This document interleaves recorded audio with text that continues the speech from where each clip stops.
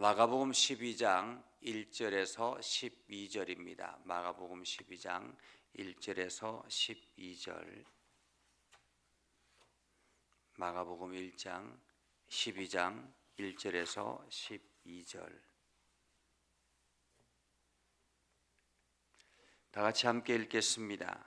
예수께서 비유로 그들에게 말씀하시되 한 사람이 포도원을 만들어 산 울타리로 두르고 접지 않은 틀을 만들고 망대를 지어서 농부들에게 새로 주고 타국에 갔더니 때가 이름에 농부들에게 포도원 소출 얼마를 받으려고 한 종을 보내니 그들이 종을 잡아 심히 때리고 그저 보내었거늘 다시 다른 종을 보내니 그의 머리에 상처를 내고 능욕하였거늘 또 다른 종을 보내니 그들이 그를 죽이고 또 그 외에 많은 종들도 더러는 때리고 더러는 죽인지라. 이제 한 사람이 남았으니 곧 그가 사랑하는 아들이라. 최후로 이를 보내며 이르되 내 아들은 존대하리라 하였더니 그 농부들이 서로 말하되 이는 상속자니 자 죽이자. 그러면 그 유산이 우리 것이 되리라 하고 이에 잡아 죽여 포도원 밖에 내 던졌느니라. 포도원 주인이 어떻게 하겠느냐? 와서 그 농부들을 진멸하고 포도원을 다른 사람들에게 주리라. 너희가 성경에 건축자들이 버린 돌이 모퉁이의 머릿돌이 되었나니 이것은 주로 말미암아 된 것이요 우리 눈에 놀랍도다 함을 읽어보지도 못하였느냐 하시니라.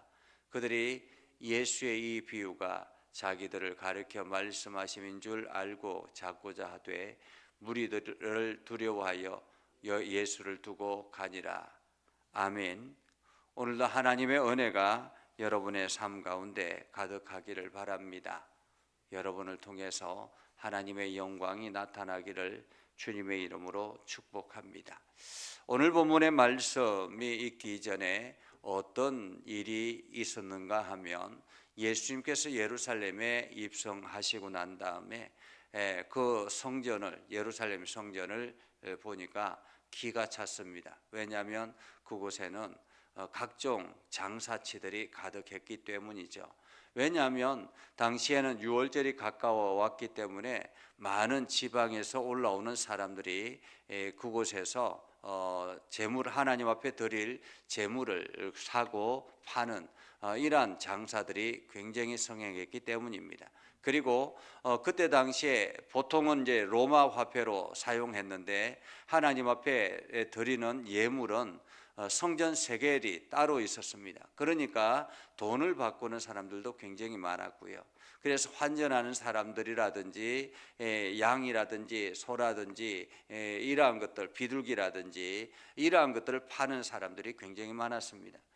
사람들이 뭐 장사꾼이 한 사람만 있는 것이 아니라 여기에도 비둘기 파는 사람, 저기도 비둘기 파는 사람, 여기에 소를 파는 사람, 저기도 소를 파는 사람, 뭐 곳곳에 이렇게 파는 사람들이 많았고 또 이것을 이제 좋은 자리를 선점하기 위해서 그 장소를 또 그때 성전을 관리하는 제사장들에게 가서 뒷돈을 주고 그러한 장소도 제공받기도 하고 그렇기 때문에 성전 안에는 온통 이게 성전 이방인의 뜰 안에는 온통 이러한 장사꾼들로 가득 차 있었던 것입니다. 그래서 예수님께서 그 장사꾼들을 뒤집어 엎으며 상을 뒤집어 엎으면서 누가 하나님의 전에 기도하는 이 하나님의 전에 장사꾼들로 가득 차게 했더냐라고 시장으로 가득 차게 했더냐라고 뒤집어 버리죠. 이렇게 난동을 부리는 것을 보고 급하게 제사장과 대제사장과 서기관과 많은 장로들이 와서 예수님에게 이야기합니다. 도대체 무슨 권세로 이렇게 하느냐라는 거죠. 무슨 권세로 이렇게 하느냐. 우리가 허락했는데 네가 무슨 권세로 이렇게 하느냐라고 그렇게 이야기했습니다. 그러자 예수님께서 그러면 세례 요한의 그 세례가 하늘로부터냐 사람으로부터냐라고 묻죠. 이 말은 그때 당시에 많은 사람들이 그 세례 요한의 세례가 하늘로부터 오셨다, 하늘로부터 주어진 것이다라고 생각을 하고 그 세례 요한을 선지자라고 생각했기 때문에, 만약에 세례 요한을 따르는 사람들이 많이 있었기 때문에 만약에 사람으로부터다라고 이야기하면 그 사람들로부터 돌에 맞아 죽을 수 있는 그런 상황이기 때문에 그들이 아무 대답도 하지 못했다라는 것입니다. 요즘으로 말하면 세례를 우리가 받을 때 이 세례는 목사로부터 주는 거냐 아니면 하나님의 권위를 가지고 이 세례를 받는 거냐라는 그런 의미와 같은 거죠. 그렇게 아무 대답도 하지 아니하자 예수님께서 그러면 나도 대답하지 않겠다라고 말씀하시면서 오늘의 비유를 말씀하십니다. 오늘의 비유를 말씀하시는데, 이 오늘의 비유를 우리가 이해하기 위해서는 그때 당시의 시대적인 상황을 이해하는 것이 필요합니다. 그때 당시에 유대인을 지배하는 세력들은 로마 정부였습니다. 우리나라도 일본의 지배 아래에 있었기 때문에 잘 알고 있죠. 우리나라가 일본의 지배 아래에 있었기 때문에 일본의 지배 아래에 있을 때 우리나라의 좋은 농토들 대부분은 일본 사람들의 소유였다고 합니다. 그래서 우리가 지금 잘 알고 있는 나주평야라든지 김해평야라든지 이러한 좋은 평야들 있잖아요. 이러한 좋은 평야들의 대부분의 그 농토 소유는 일본의 소유였다고 합니다. 그래서 열심히 농사를 지으면, 우리나라 사람들이 열심히 농사를 지으면 그 좋은 쌀들은 다 어디로 가져가느냐 하면 일본으로 가져갔다고 합니다. 그래서 대부분 이러한 평야, 좋은 평야들의 가져가는 곳에는 바다 가까이에 있었다고 하죠. 그래서 바닷길로 배로 실어서 일본으로 가져갔다고 합니다. 그러니까 이 열심히 농사를 지어도 이게 실은 모든 것을 일본으로 가져가 버리기 때문에 실제로 우리나라 국민들은 가난했다라고 그렇게 이야기를 하죠. 이와 마찬가지로 그때 당시의 유대 사회도 마찬가지입니다. 갈릴리와 요단강 북쪽에는 아주 비옥한 농토였기 때문에 이곳에서 농사를 짓는 대부분은 다 로마 정부가 가져가고 있는 그러한 실정이었다라는 거죠. 그러한 상황을 염두에 두고 이게 말씀을 보면 이해가 쉽습니다. 예수님께서 비유로 말씀하시되 한 사람이 포도원을 만들어 산 울타리로 두르고 접지 않은 틀을 만들고 망대를 지어서 농부들에게 세를 주고 타국에 갔더니 라고 말하죠. 여기서 이 한 사람이 포도원을 만들고 산 울타리를 두르고 접을 짜는 틀을 만들고 망대를 지어 농부들에게 세로 주었다라는 말은 많은 투자를 했다라는 것입니다.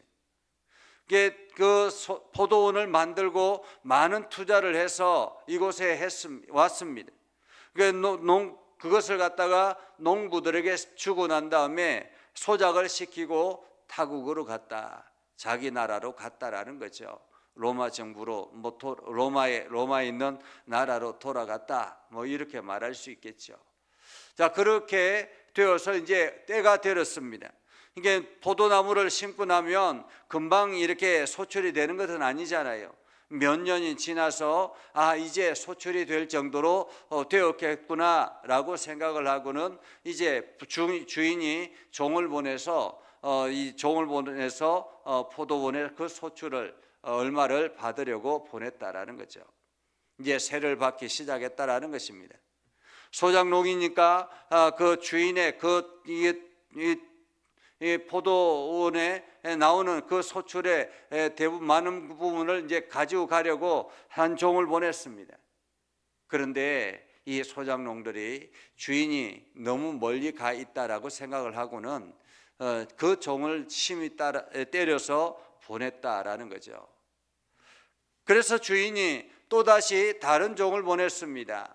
물론 이게 매맞아서 온 그 종을 보고는 이 종이 약해 보이니까 그런가 보다 생각하고는 이번에는 좀 더 이렇게 힘 있는 종을 보냈겠죠. 그런데 그 다른 종도 심히 때려서 능욕했다라고 말합니다. 자, 그렇게 해서 능욕을 했습니다. 그러니까 또다시 주인이 또 다른 종을 보냈습니다. 사실 이제 주인이 올 수도 있었는데 올 수 있는 상황이 여의치 않았던 것 같습니다. 그래서 또 다른 종을 보냈습니다. 그러자 이번에는 그 종을 죽였다라고 말해요. 죽였다. 때리기도 하고 이번에는 죽였다라는 거죠. 이외에도 많은 종들을 계속 보냈습니다. 아마 종들을 보내면서 주인이 얼마나 화가 났을까. 당장 오고 싶은데도 불구하고 올 수 없는 상황이었던 것 같습니다. 그래서 계속 사람을 보냈는데 끊임없이 때리고 죽이고 하는 일들이 반복되었다라는 것입니다. 그래서 이제 마지막 최후의 보루가 자기 아들을 보내는 거였습니다.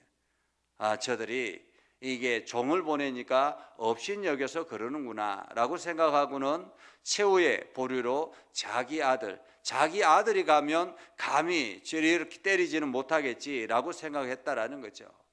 그래서 내 아들을 보내면 존대하리라 하였더니 농부들이 보니까 이 아들이 왔는데 이 아들은 상속자라는 거예요. 이 아들만 없으면 이 땅은 우리 것이 되겠다라고 생각을 했다라는 거죠. 우리 것이 되겠다라고 생각을 하고는 그 아들을 잡아서 죽여 포도원 밖으로 내던졌다라고 말합니다. 포도원 밖으로 내던졌다. 참으로 악한 농부들이죠. 우리는 구약의 말씀을 볼 수 있습니다. 이사야서 5장 7절에 보면 이렇게 말합니다. 무릇 만군의 여호와의 포도원은 이스라엘 족속이요 그가 기뻐하시는 나무는 유다 사람이라. 그들에게 정의를 바라셨더니 도리어 포악이요 그들에게 공의를 바라셨더니 도리어 부르짖음이라. 오늘 포도원은 여호와의 포도원이라라고 말합니다. 여호와의 포도원이라. 그리고 이스라엘 족속이다라는 거죠. 하나님께서 이 이스라엘 족속을 포도원으로 생각하셨다라는 것입니다. 그리고는 그가 기뻐하는 나무는 포도원의 나무는 유다 사람들이라. 그들에게 정의를 바라셨더니 오히려 포악이요 그들에게 공의를 바라셨더니 도리어 부르짖음이 되었다라고 말하고 있습니다.